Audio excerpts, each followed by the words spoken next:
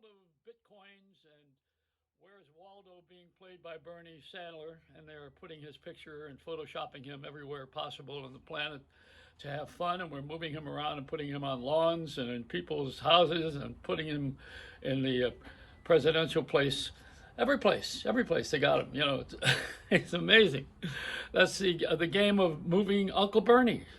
That used to be a comic book character years ago, Waldo. Well, you read it to the kids and you find Waldo in a crowd somewhere hidden. It was an English thing, you said, where's Waldo? Now it's, where's Uncle Bernie? And you see him everywhere with those mittens. He's wearing gloves. I think they took the original photos when he was in New York freezing his guayunis off. Anyhow, that's what we're living with. And the bitcoins is another way of telling you that the world is changing. They're going to eventually replace the currency we have now in some way or form. That's what they say. That's the prediction. And the other part of it is that people are going to go to automation more and more, so people will be out of work. The truck drivers is the biggest working force in the country, and they make around $100,000 a year. They're going to go to automatic trucks. They're going to go to self-driven trucks. Long distance, they're safer. And I don't know, they'll get robots to load the equipment up, and we're going to just have to buy bitcoins, I think, and get out of the business of trying to do things the way they used to be done before. It's all shifting very quickly, very fast. And amidst all of this, I lost my friend Larry King. Now, Larry he was not well. He was suffering a lot this last year, and maybe COVID got him. They don't want to say anything right now, but the family he's had several wives. And I was part of his life when he was just beginning, running with the girls, lived on Surfside 6 across from the Eden Rock Hotel in Miami, Florida, and I was an intern for him. We didn't call them interns then, we called them love slaves. But I worked for the station, WAMI in Miami, WAME, when Miami was a city mostly for old Jews, retired, sitting on the porch in fur coats in July. And taking over that particular spot is the Cubans. When we had the Cuban invasion in 1960, I was there on the air.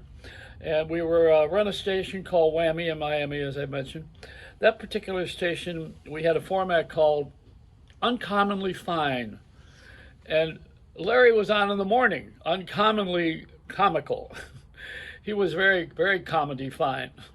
Where he did the show from Wolfie's, which was at a deli. Delis were very prominent back then, a Little Rascal House owned by Wolfie. Also Pumpernicks, which competed with them. And Larry was the deli king. Matter of fact, most recently this last year, he used to go to Burt and Al's in L.A. and Beverly Hills. That was his hangout. So, Larry is an old-timer who really got lucky.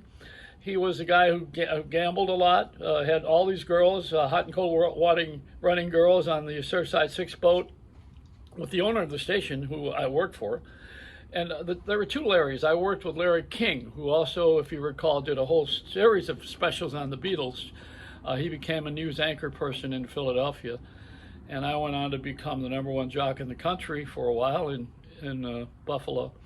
But we all have gone our way, and Larry King saved Mutual. Mutual Network was owned by Amway at the time, and one of the guys over there moved him into place where he had an all-night show, very much like I was doing on WOR.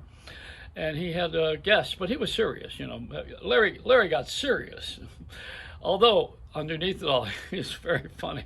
He had a bit where he had Captain Pumpernick, the crooked cop. He had reports from a crooked cop every day.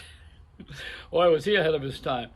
And Larry married the latest wife was a country singer. Her husband, her father, I think he recorded the Beach Boys at Capitol, if I got it right.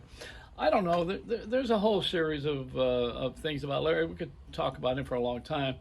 I used to take his bets over to him at Gulfstream, and he was a gambler. He wrote bad checks, hung around with Murph the Surf, who was a jewel thief.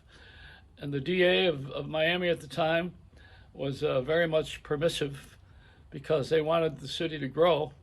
At that time, we couldn't, black people couldn't get on the beach at one time. They had a sign that says no blacks after 9 p.m. on Miami Beach. Did you know that? Of all places. And Miami actually is farther south than anything. It's the farthest south. but it's not considered to be the South for some reason. It's all in the mix. Anyway, Larry, not Barry. Larry supported my good friend Morton Downey, who I was roommate with. Morton Downey Jr. died of lung cancer after he had his first lung removed. He went to do Larry's show and struggled to get on the air there. I thought that was really not the right thing for him to do because he was recovering, and yet he's going to go and be on Larry King on CNN at the time, when CNN was a news reporting source before it became a machine for politics. I'll tell you something. We had a lot of history here, and Larry was a good man. He went to school with Herb Cohen, who in Brooklyn. Herb is my friend. Herb wrote "You Can Negotiate Anything." You maybe have seen him on Larry's show a lot. They went to school together, and Herb's sons are brilliant. You know, working in government, working as lawyers, defending those who are wrongfully imprisoned, and also working with the governor, the other son. So it's pretty wild. It's a wild ride with all, we're all connected, see, and somewhere along the line, you're going to be connected if you're watching this thing and you don't have anything going right now. But we got to figure out how we're going to get rid of this party stuff, this separation. The only way I could think of it is to get rid of the equal time law. To restore it. So that anybody can run for office and have the equal time advertised on radio and TV. And we have to give all those stations that are owned by two big corporations back to the communities. Wherever there's a tower, there's a radio station, just about it. And it really needs to be owned by locals. It's a local business, and it is the government, and it has rules. The FCC appointed commissioners from the President of the United States. Maybe Biden will appoint me, and I'll straighten this place out pretty quick. I'm his age. Why not? Older people are in right now. You didn't know that? Yeah, you're paying attention to me because I know what the hell I'm talking about. Maybe you don't trust me or don't believe me. This is such a world of doubt, isn't it? What can I tell you? The truth shall set you free.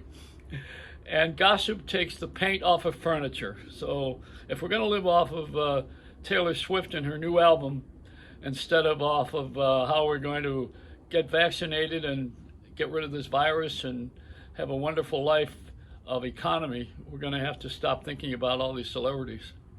It's okay, but they can't even entertain anymore as a rule.